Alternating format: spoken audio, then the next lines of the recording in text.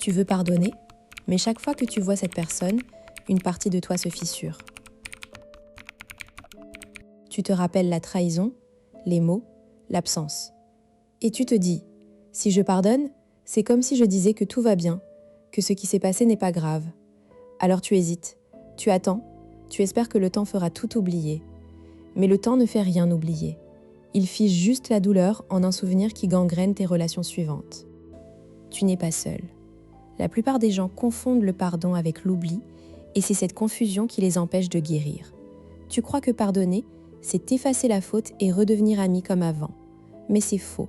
Le pardon mature n'est pas une amnésie. C'est une décision consciente de ne plus laisser le passé contrôler ton présent. Et après cette vidéo, tu sauras pourquoi le pardon sans oubli est possible et même souhaitable. Tu découvriras le concept de pardon mature issu des recherches du psychologue Robert Gordon. Tu repartiras avec 3 techniques concrètes, des phrases exactes à utiliser pour pardonner sans trahir ta mémoire. Et tu comprendras pourquoi se souvenir, ce n'est pas une faiblesse, mais une force. La croyance populaire dit qu'il faut pardonner et oublier. C'est la phrase qu'on a tous entendue. Laisse tomber, c'est le passé. Sois plus fort, pardonne vite. Mais cette injonction fait plus de mal que de bien. Pourquoi ? Parce qu'elle nie la réalité de ta douleur. Elle te demande de faire comme si rien ne s'était passé. Or, ton cerveau est câblé pour se souvenir des menaces. C'est une fonction de survie. Demander l'oubli, c'est aller contre la nature. Dans la recherche en psychologie, le pardon forcé est associé à une augmentation de l'anxiété et de la dépression. Une étude de 2012 montre que les personnes qui se sentent obligées de pardonner rapidement ont plus de rumination et moins de bien-être émotionnel. Autrement dit, le pardon prématuré n'est pas un pardon, c'est une suppression. Le vrai problème, c'est que la société t'a appris que le pardon est un tout ou rien.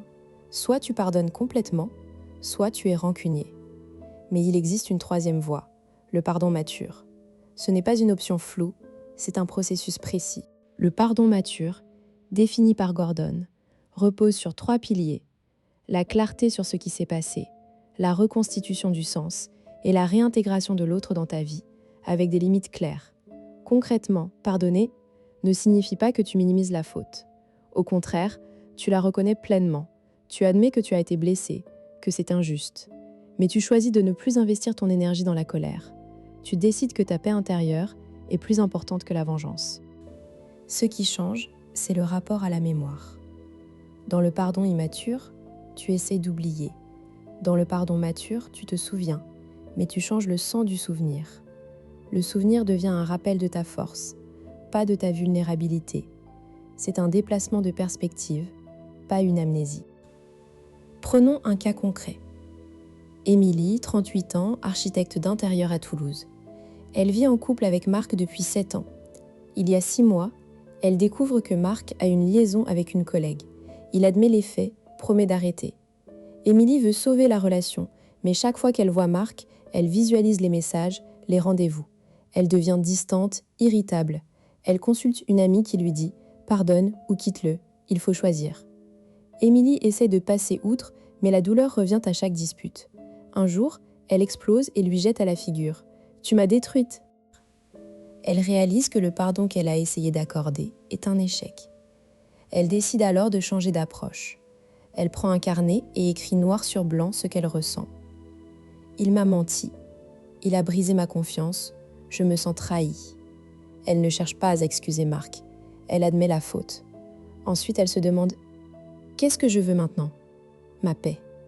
Ma sécurité. » Elle construit un nouveau contrat avec Marc. Transparence totale sur ses déplacements.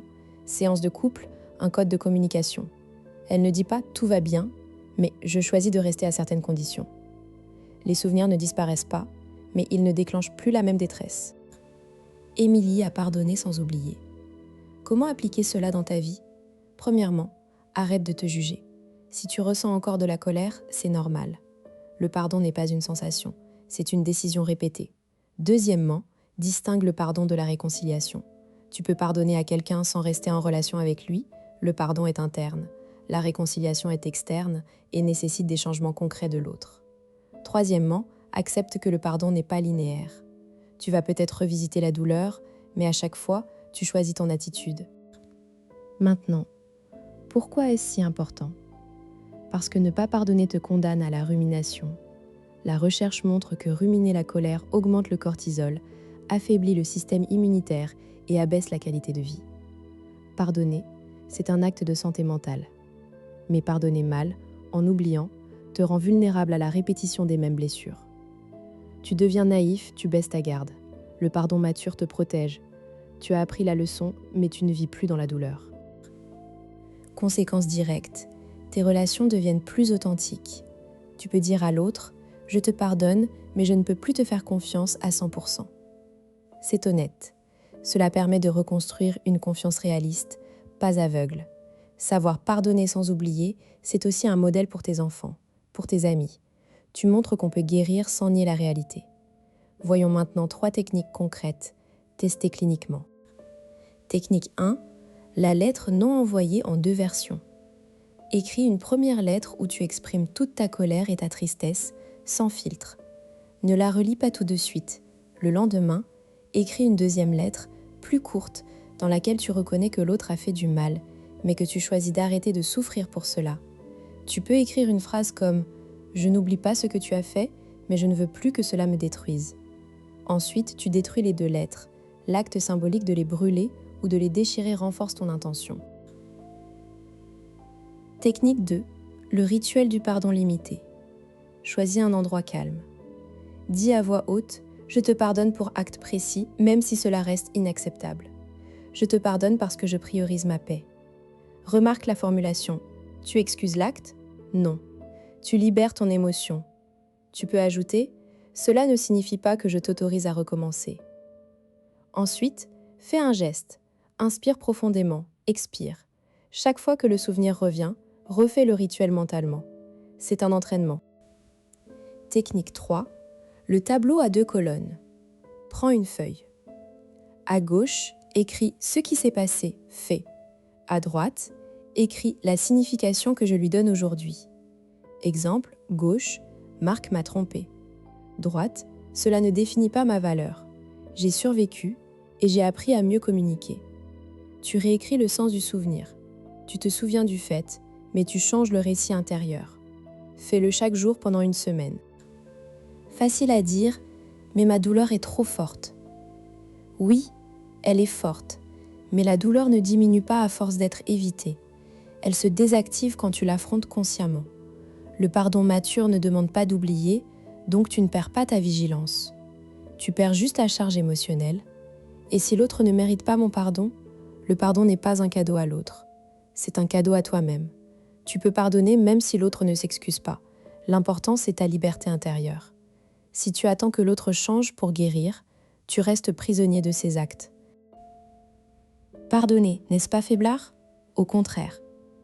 Il faut du courage pour reconnaître sa blessure et choisir de ne pas se venger.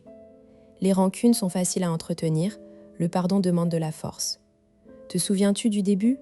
Nous avons dit que le pardon sans oubli était une utopie. En réalité, c'est la seule voie réaliste. Tu ne peux pas effacer les souvenirs, mais tu peux les apprivoiser. Alors aujourd'hui, tu as le choix. Continuer à souffrir ou commencer à pardonner avec lucidité. Si cette vidéo t'a aidé, abonne-toi et active la cloche. On se retrouve pour décoder ensemble la psychologie de l'amour.